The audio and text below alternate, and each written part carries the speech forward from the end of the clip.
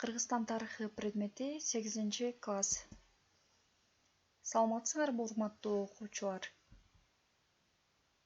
Бүгүн биз силер менен өтө турган сабагыбыздын темасы падышалык Орусиянын административдик, агрардык жана салык саясаты жөнүндө болмокчу.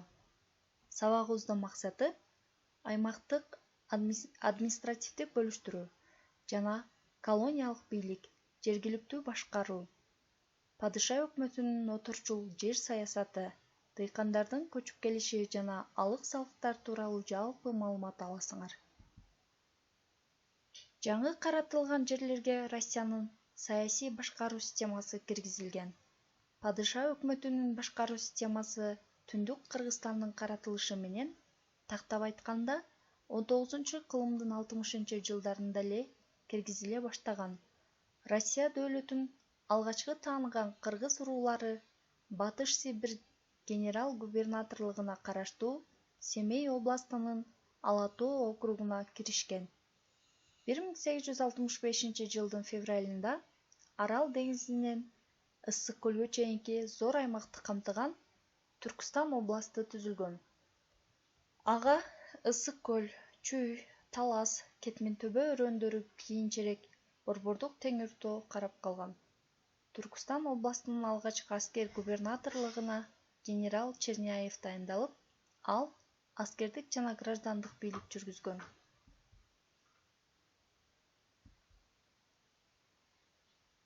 1867-жылда область Түркстан генерал-губернаторлугуна айланат да, анын чегинде Сыр-Дарья, Борбору Ташкент жана Жети Суу, Борбору Верный областтары түзүлөт.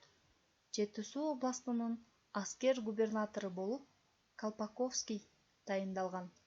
Областтар уездерге бөлүнгөн. Өз кезегинде уездер болуштуктарга бөлүнүп, аларга айылдар караган. Болуштуктар 2-3 миң түтүндөн, айылдар 100-200 түтүндөн турган. Болуштуктардын башкаруучулары болуштар болуштуктун съездинде, ал эми айыл башчылары, старшиндар айылдык чогулушта шайланышкан.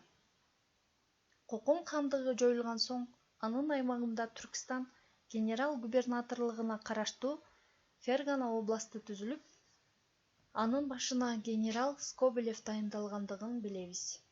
1886-жылдан тартып Түркстан чөлкөмүн башкаруу жөнүндө жобо күчүнө кирет да, Түркстан генерал-губернаторлугу Түркстан крайы аталып, анын карамагында Самарканд, Сыр-Дарья жана Фергана областтары кирген. Жети Суу областы болсо 1882-жылдын Степной генерал-губернаторлугуна кошулган. 1899-жылы ал кайрадан Түркстан крайына айланган.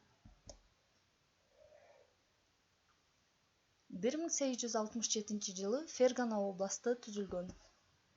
Падыша өкмөтүнүн аймактык административдик бөлүштүрүү саясатынын натыйжасында кыргыз жери Токмок, Ысык көл, Олуя-Ата, Ош, Анжиян, Наманган, Маргалан, Кокон, Ходжент өңдүү ар кайсы уездердин карамагында туруп, бул уездер өз кезегинде Сыр-Дарья, Жети Суу, Самарканд, Фергана областтарына караган. Ал эми Кыргызстандын калкы 73 болуштукка бөлүнүп, аларды 3 жылдык мөөнөткө шайлаган болуштар менен старшиндар башкарган. Кыргызстанда башкаруу жарым-жартылай аскердик мүнөздө болгон. Областтар менен уездерде падыша офицерлери, участкалык приставдар турган. Алардын көзөмөлү менен жергиликтүү манаптар, байлар болуштукка же старшиндыкка шайланган. Кийинчерээк аскер губернатору кааласа, шайлоо өткөрбөй эле туруп, старшиндарды дайындоо укугуна ээ болгон.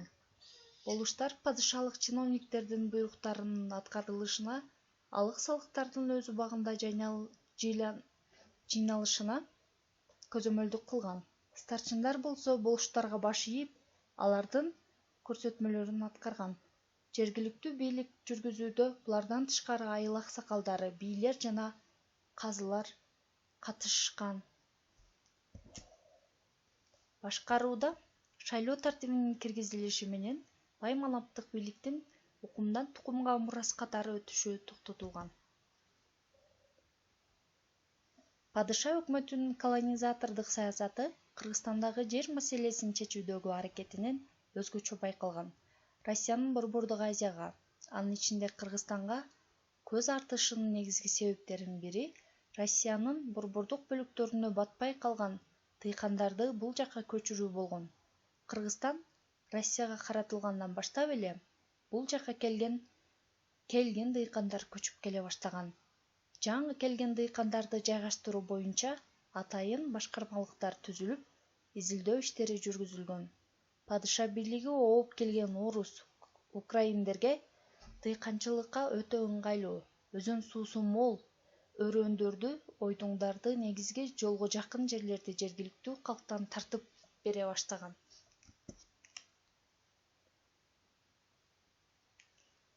Келген дыйкандарга жерди кесип берүүдө кыргыздардын кызыкчылыктары такыр эске алынган эмес.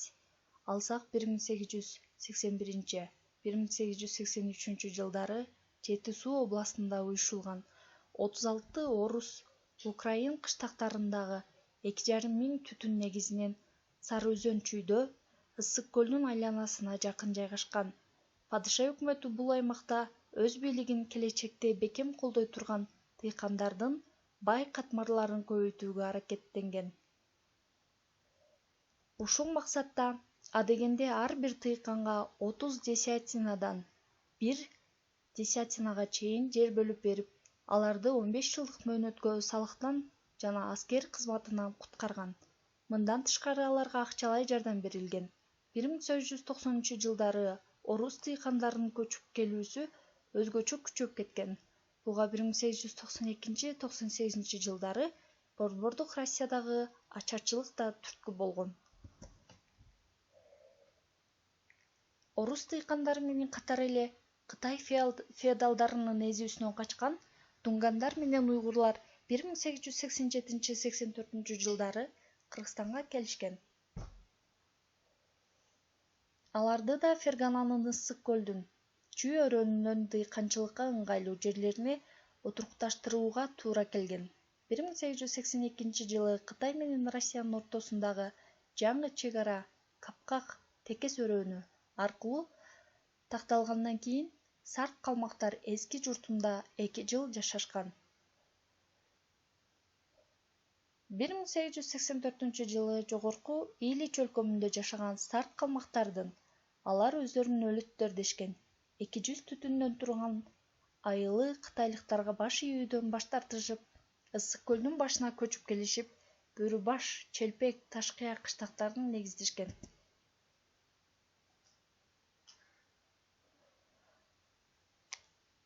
Дыйканчылыкка жарактуу сууга жерлерди жетишпегендиктен жана кыргыздардын нааразычылыгын күчөшүнөн чочулаган падыша өкмөтү 1896-906 жылдары орус тыйкандарынын Түркстанга көчүп келүүсүнө тыюу салган.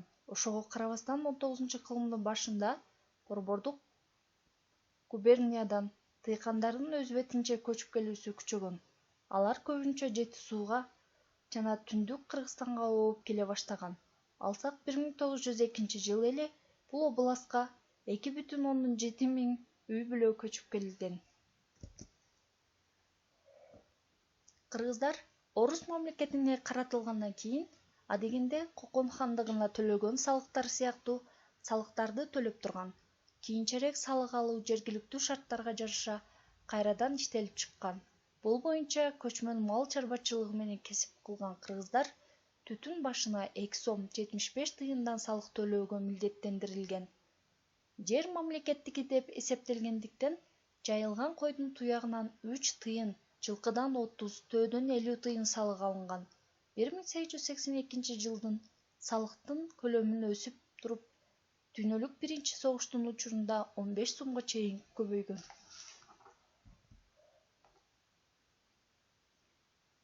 Ал эми отурукташкан калк салыктын 2 түрүн төлөчү.